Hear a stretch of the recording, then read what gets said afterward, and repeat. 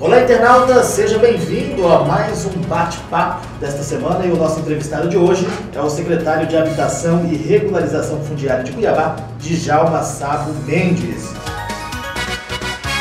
Secretário, primeiramente, muito obrigado por participar aqui da nossa entrevista no Repórter NT. Eu agradeço o convite, é um prazer estar com vocês. Secretário, o senhor assumiu uma pasta polêmica e complexa, que é a Habitação e Regularização Fundiária. Gostaria que você explicasse um pouquinho das funções desta pasta no Executivo.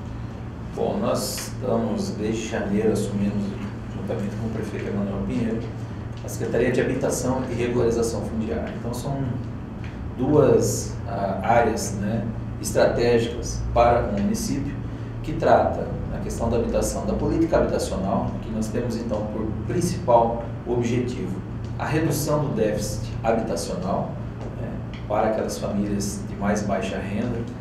E na questão da regularização fundiária, aqueles imóveis, aquelas áreas que são do município de Cuiabá e que já estão ocupadas há muito tempo, nós então fazemos a titulação, ou seja, emitimos os títulos definitivos de propriedade. Então, basicamente, essas são as duas principais atribuições da nossa secretaria. Esse ano a secretaria já fez um levantamento para saber qual é o déficit habitacional de Cuiabá? Essa pergunta ela é interessante, e a gente responde assim, de uma forma bem clara para a população entender. É claro que nós fazemos levantamentos, estudos para apurarmos o déficit habitacional. O último levantamento que nós temos, que foi realizado no ano de 2015, apontou que Cuiabá tinha um déficit de 30 mil imóveis. Agora, essa informação, ela sofre uma modificação de uma forma muito rápida. Eu vou dar um exemplo. Você tem uma residência onde tem apenas um núcleo familiar. Tem lá o casal e mais um filho. Então, aquele filho, se contrai uma relação conjugal e aí leva a sua companheira para morar naquela mesma residência. Isso acontece muito nas famílias de baixa renda. Então, era um núcleo familiar, passa a ser 2 núcleos familiares. É o que nós chamamos de coabitação.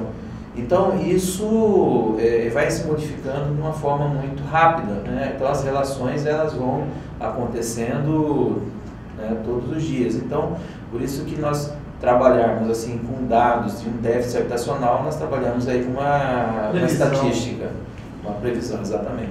Secretário, falando em número de imóveis no perímetro urbano em situação irregular, nós tínhamos em Cuiabá, em 2016, 200 mil imóveis. Como está a situação de Cuiabá hoje, atualmente? Bom, nas áreas do município de Cuiabá, nós temos mais ou menos algo em torno de 20 mil imóveis irregulares, ou seja, pendente da regularização fundiária.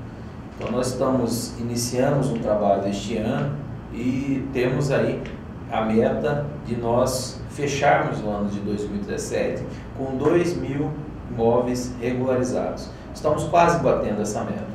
Já fizemos a entrega agora no primeiro semestre de 2017 de 600 títulos de propriedade. Estamos já com mais 200 títulos para ser entregue já na próximo evento de entrega de títulos. Então, como eu disse, até o final deste ano queremos entregar 2 mil títulos de regularização fundiária. Agora, no total de imóveis irregulares, mais ou menos em torno de 20 mil imóveis.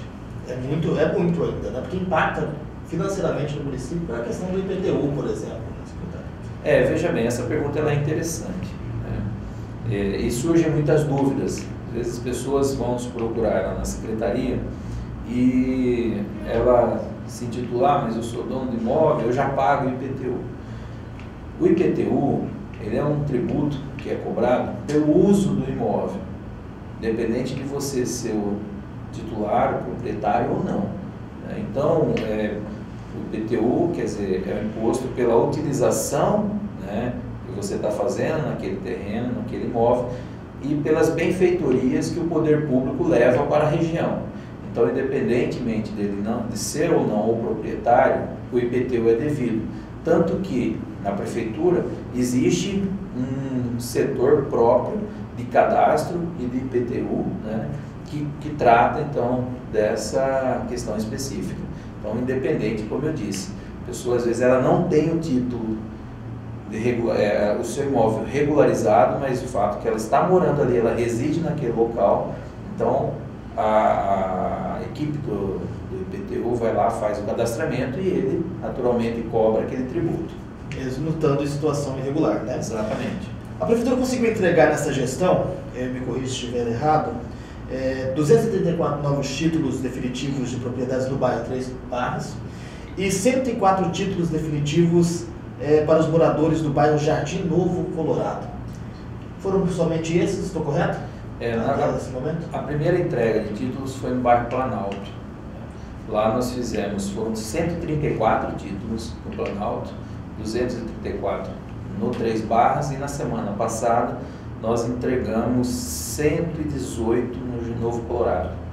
Então foram 3 atos, né, foram 3 eventos, né, de entrega de títulos nos bairros.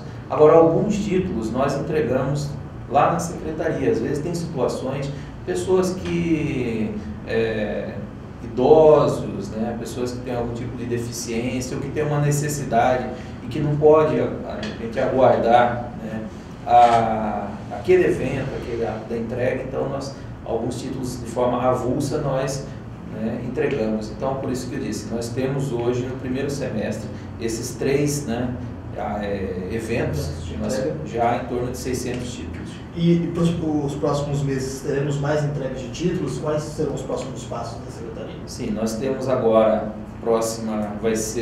são 200 títulos que nós iremos entregar ali na região do Bela Vista e do Vale do Carumbé. Então, esses 2 bairros já estão dentro do cronograma, então serão os próximos bairros contemplados. Então nós devemos apenas aguardar o prefeito Emanuel Pinheiro para definirmos então a data de entrega, né, desses títulos de propriedade. Agora, secretário, muitas vezes a pessoa ela recebe o título, né, mas não consegue fazer a chamada escritura da casa devido ao valor cobrado. Esse pedido de escritura, ele é diferenciado, ele não é com a prefeitura, e sim com o cartório no ato de compra e venda. Isso o senhor pode explicar melhor para a gente, como que isso para esclarecer aqui que está em casa? Na verdade, a escritura, quando a pessoa vai fazer a transferência do imóvel, ela vai no cartório, então ela requer aquela escritura, paga ali o valor correspondente às custas do cartório, né? Agora, no caso dos títulos que nós emitimos, como nós fazemos a emissão para pessoas de baixa renda que se enquadram na lei 345, que é a Lei de Regularização Fundiária de Cuiabá, ganha até 3 salários mínimos, ou seja, atende aqueles critérios da lei. Então, ela recebe o título gratuitamente, são títulos gratuitos, e o primeiro registro, por força de lei, ou seja, ela vai fazer a transferência do imóvel, que originalmente era do município de Cuiabá, para o seu nome, né, é de forma gratuita. Então, ela não vai ter custo nenhum. Então a pessoa está amparada nessa lei. Por lei, exatamente. Conseguiu o título, ela pode fazer essa mudança. Já pode fazer a transferência para o seu nome. E como que a pessoa pode fazer para conseguir receber a escritura e regularizar a situação? Ela tem que ir na prefeitura? Como que é feita essa questão de seleção dos títulos? Bom, como eu disse, né, nós temos aí em torno de 20 mil imóveis em Cuiabá para serem regularizados. Então nós trabalhamos ali dentro de um calendário, dentro de um cronograma de ações. Então nós temos hoje aí em diversos bairros da capital, nós vamos fazer, as nossas equipes fazem todo o cadastramento, todo aquele levantamento da situação do imóvel, da topografia do terreno, georreferenciamento se for necessário, o cadastro socioeconômico, ou seja, segue todo um rito, né? E aí ao final, né, se aquela pessoa, como eu disse, preenche os requisitos, então nós fazemos a emissão do título. Então nós temos em Cuiabá diversos bairros em situação de irregularidade. Então quando aquela pessoa então preencheu os requisitos, então ela recebe o título, como eu disse, ela já está automaticamente habilitada a se dirigir ao cartório e proceder ali a transferência do imóvel para o seu nome. A meta é resolver essas questões pelo menos em 50% dessa gestão, ou o senhor acredita que não há tempo suficiente? Olha, nós estamos num esforço, né? Agora, no mês passado, já demos a ordem de serviço para regularizarmos só na região do bairro Dr. Fábio 2, são mais de 3 mil imóveis que serão regularizados. Então, além dos 2.000 que nós devemos regularizar em 2017, num prazo de 12 meses, a contar de julho, ou seja, demos a ordem de serviço no mês passado, até julho do ano que vem, nós devemos ter também mais 3.200, 3.300 títulos emitidos só no bairro Dr. Fábio. Então, nós trabalhamos, logicamente, dentro daquilo que a nossa estrutura permite. Como eu disse, regularizar os 20.000 lotes em 4 anos é um esforço, exigirá um esforço muito grande, exigirá um investimento em estrutura, mas então trabalhando hoje dentro de um orçamento que nós temos previsto para 2017, então dentro do tamanho da equipe que nós temos, o que permitirá nós atingirmos 2.000 títulos em 2017. É porque muita gente às vezes pensa, é porque não querem nos dar os títulos, é falta de vontade. Não é isso, tem todo um processo burocrático. Sem dúvida, nós temos que seguir o devido processo legal. Então, quando você monta um dossiê, né, de regularização fundiária, aquele lote específico, você vai desde a primeira visita pela assistente social, cadastro socioeconômico, aí nós temos que levantar a situação também documental, cartorial daquele imóvel, né, conferir se realmente na matrícula do imóvel, aquele imóvel ele é do município, se já tem uma matrícula individualizada, quer dizer, tem uma série de procedimentos, né, até culminar com a emissão do título definitivo. Então, por isso que também é um trabalho que exige um certo tempo. Isso quando não há necessidade de nós termos um quadro técnico de arquitetos, engenheiros, né, topógrafos, para fazer o georreferenciamento daquela região, quando necessário. Agora, em todos esses anos, falta um pouco de vontade política de alguns antecessores, de alguns prefeitos que passou pela capital, em fazer e sanar esse problema em Cuiabá? Então, eu só acho que não, que era muito mais difícil anteriormente se fazer esse processo. Não, era realmente muito complexo. Eu não digo difícil, né? O procedimento, como eu disse, é estabelecido em lei, tem regras, normas que definem, mas é a complexidade desse processo. Então, aliado isso a uma equipe que às vezes não é a ideal para você realizar aquele trabalho, então você vai, à medida que vai sendo possível fazer a regularização. Nós sabemos que Cuiabá, ela cresceu de maneira desordenada. Então hoje as ocupações aconteceram, né? Faltou controle, né? De forma, né, uma forma realmente até descontrolada. Hoje, né, nós estamos aí já, o prefeito Emanuel, na semana passada, já assinou o decreto para a revisão do plano diretor de Cuiabá, que já completa 10 anos este ano. Então isso será uma nova discussão a respeito do uso do solo em Cuiabá, até mesmo a definição do perímetro urbano, né, que hoje, como eu disse, Cuiabá expandiu muito, então as regiões hoje elas já estão ali encostando, às vezes até ultrapassando, alguns bairros ultrapassaram aquela faixa que nós chamamos de perímetro urbano. Então isso tudo tem que ser levado em consideração. Então isso são situações complexas mesmo, que é necessário você ter equipe, né, um quadro suficiente para atender, como eu falei, 20.000 imóveis para regularizar. Você até falou em crescimento desordenado, eu lembrei que por muitos desses motivos que acontece falta de água, saneamento básico, ruas sem asfalto, pela falta de planejamento que se teve nas últimas décadas, né? No início do mês, a Secretaria também remanejou 78 famílias que estavam alocadas ali regularmente em uma área de preservação permanente, lá por Residencial Jonas Pinheiro, né? Isso. Como está a situação dessas famílias e qual será o futuro delas? Então, nós fizemos então um remanejamento ali, uma área que foi delimitada, é um convênio, né, da Secretaria do município de Cuiabá com a Caixa Econômica Federal, em que nós vamos executar um programa de recuperação de área degradada.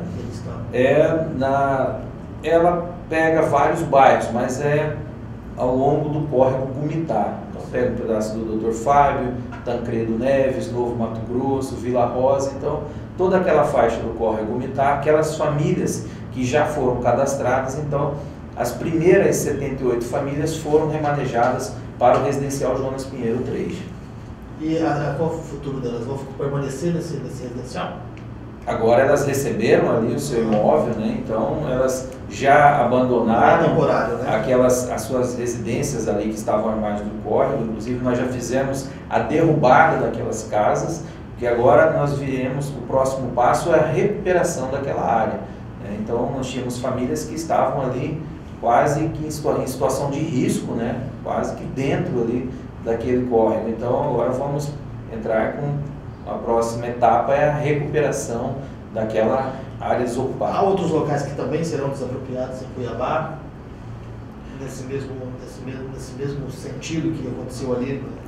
Esse programa é específico para o córrego Rumitá. Agora, claro que nós temos que trabalhar, temos que pensar também em outras regiões, né?